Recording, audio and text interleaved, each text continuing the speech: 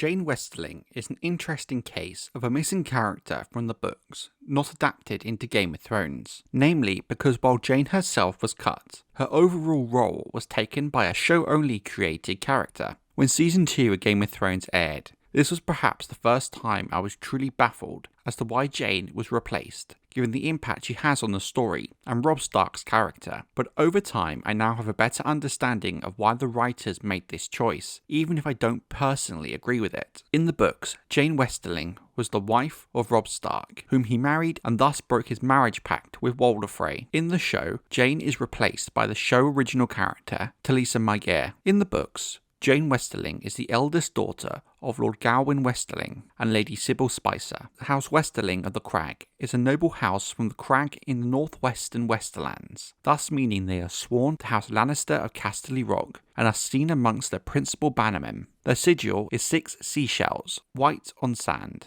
Jeyne first appears during A Storm of Swords, the third book in the A Song of Ice and Fire series. She's described as a shy, pretty girl, though according to Jaime Lannister, not a beauty to lose a kingdom for, as he pondered Robb Stark's choices in the wake of the events of the Red Wedding. She is said to be slender, with chestnut hair, a heart-shaped face, and brown eyes. House Westerling itself is an old house that descends from the First Men. Although noble and old, the family is not rich despite its proximity to wealthy resources, albeit not within their borders. To better his finances, Lord Gawain Westerling wed Sybil Spicer, the daughter of an ennobled family that descended from merchants. Because of the low standing of Jeyne's mother, she was rejected as a match for one of Sir Kevan Lannister's sons, thus why it is seen as even more surprising she ended up married to a Stark, let alone a king. At the start of the War of Five Kings, Robb Stark, the king in the north, agrees to marry a daughter of Lord Walder Frey from their twins, to form an alliance allowing them to cross the Trident. While Robb was hesitant to do this, he knew it was the only way to cross the river in time to reach Riverrun. Later, once Robb had crossed the Trident via the twins, Jeyne's father, Lord Gawain Westerling, is captured by Robb during the Battle of the Whispering Wood and later held at Seaguard. During the northern attack on the Westerlands, Robb and his army storm the Crag, the ancestral seat of House Westerling. Robb is wounded by an arrow during the battle. Jeyne's mother and uncle encourage her to nurse Robb back to health, despite the fact they were technically on the other side of the war. It's during this time at the Crag, Robb receives a message from Winterfell that his younger brothers, Bran and Rickon, had supposedly been killed by his former friend, Theon Greyjoy, who in turn had captured Winterfell. Jeyne comforts Robb in his grief, and they end up sleeping together. To protect her honour, he marries Jeyne the next day. However, this decision leads directly to the breakup of Robb's alliance with Lord Walder due to the king in the north breaking his marriage pact with them. The outraged Freys take their forces at the Crag and Riverrun back to the twins, although a part of their strength remains with Lord Roose Bolton at Harrenhal. Black Walder Frey threatens to kill Jeyne so the widower Robb could marry a Frey, but Jeyne begs her husband to be merciful and Black Walder is spared. It is said that the couple are devoted to each other and try to conceive a child, with Sybil, Jeyne's mother, giving her daughter morning possets to supposedly help with her fertility. Jeyne tries hard to be a good wife for Robb, although she is worried about the pressures he is under as king and is more than aware of the damage his marriage to her has done to his cause. She promises Robb's mother, Catelyn Stark, that she'll try to be a good wife and a wise queen. On the advice of Catelyn Stark, Jeyne tries to be patient and understanding with Robb, as he's under immense pressure. Robb, for his part, is able to smile and be temporarily without worries when she's in his company. Jeyne is said to be anxious around Grey Wind, since Robb's direwolf killed a knight at the Crag whom Jeyne had known for many years. After negotiations, Walder Frey agrees to ally again with the Starks in return for the marriage of Robb's uncle, Lord Edmure Tully, to Rosalind Frey, as well as a personal apology from Robb.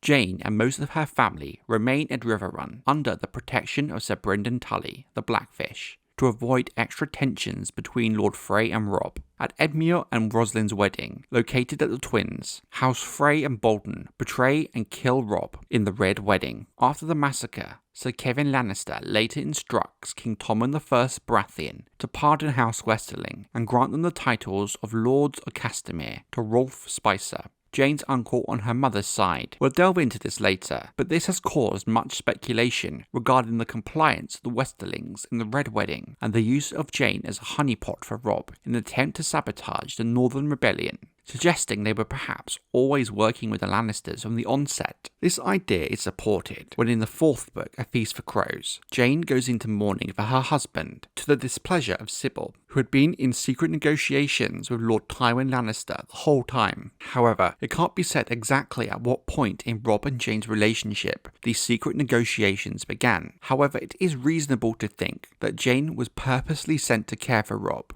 after he's injured at the crack, with this outcome explicitly in mind. Unbeknownst to Jeyne, the daily potions given to her by her mother to improve her fertility were actually to prevent pregnancy, which does support this idea of the Westerlings being in league with Tywin from the onset, and the idea of Jeyne being a honeypot to trap Robb. It also goes some way to explain how, despite trying to conceive for months, Jeyne was unable to get pregnant. At this point after the Red Wedding, although most of the major river lords had submitted to the Iron Throne, Riverrun still remains under the control of Brynden, the Blackfish, and thus Jeyne and the Westerlings. Once the siege of Riverrun is settled peacefully by Jaime Lannister, who tasks Sir Forley Pester with returning Jeyne to her father back at the crack, to avoid tales that her dead husband Robb had given her a child, and thus an heir to the north, Jeyne is to remain unmarried for 2 years, and is given a strong escort of soldiers with a secret instruction to kill her if there would be any attempt at an escape during their travel from Riverrun to the crack. Before she leaves, Jaime notices that Jeyne has ripped her finely made clothes in an act of mourning for Robb and the rebellion at her mother,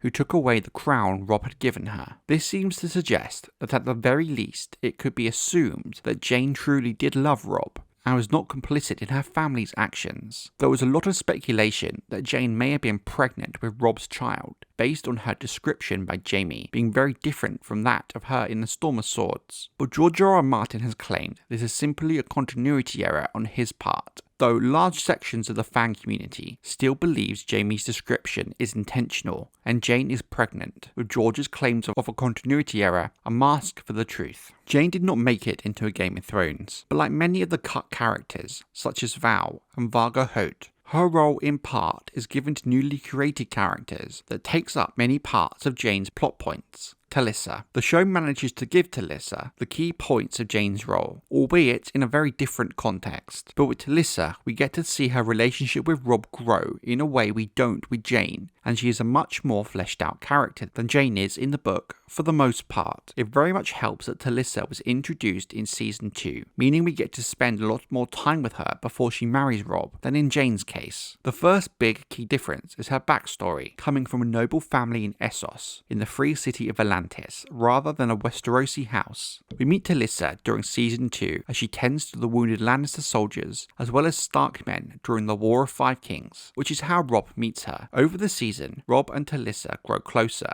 and end up sleeping together after the news of Theon Greyjoy's attack on Winterfell and the supposed deaths of Bran and Rickon Stark. At the end of the season, they marry, but here lies another difference, which in my view really changes how we view Robb as a character in the show versus the book. While in the end, Robb grows to love Jeyne, his marriage to her was not out of love, but to save her honour after he slept with her and in turn took her honour. With Talisa, Robb seems to marry her for love, rather than a sense of honour with Jeyne. From a practical point, this does kind of make sense, as given Talisa is from Volantis, she's not going to be held to the same Westerosi standards of honour Jeyne would be. Throughout season 3, Talisa and Jeyne have similar functions, and we see a lot of scenes where Catelyn and Talisa try and get to know each other better. Talisa has a much more active role in the story than Jeyne does by this point. The Northern Lords, just as the Karstarks, seem to resent Talisa much more than they do Jeyne, as not only is she the cause of so many of their problems in terms of the war, she's also from a foreign land.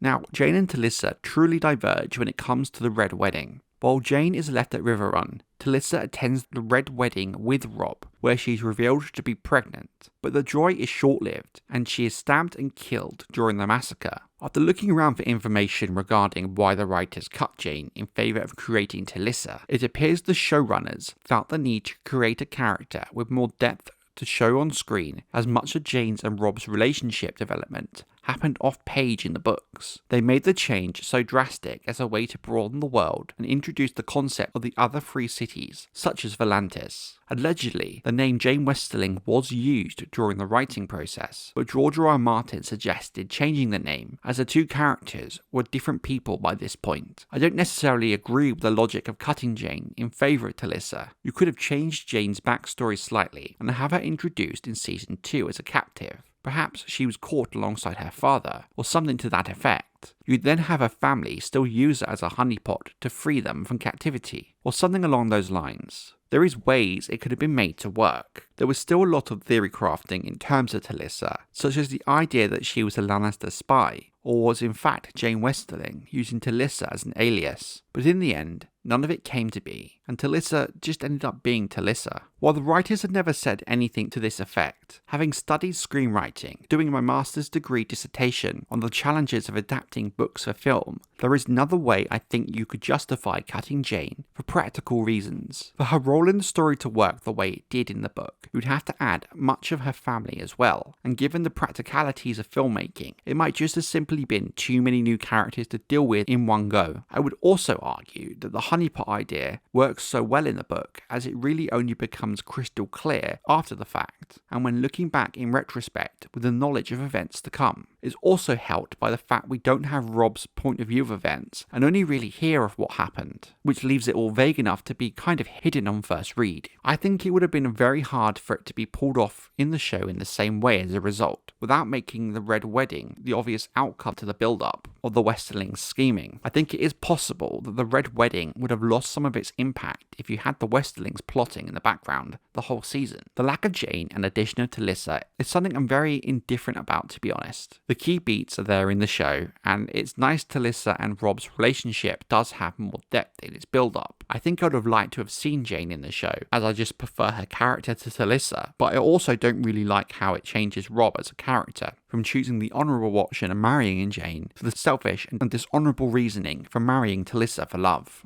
I guess at the end of the day, out of all the changes the show did make from the book, especially when it comes to show-only original characters, Talisa is by far one of the least egregious of them.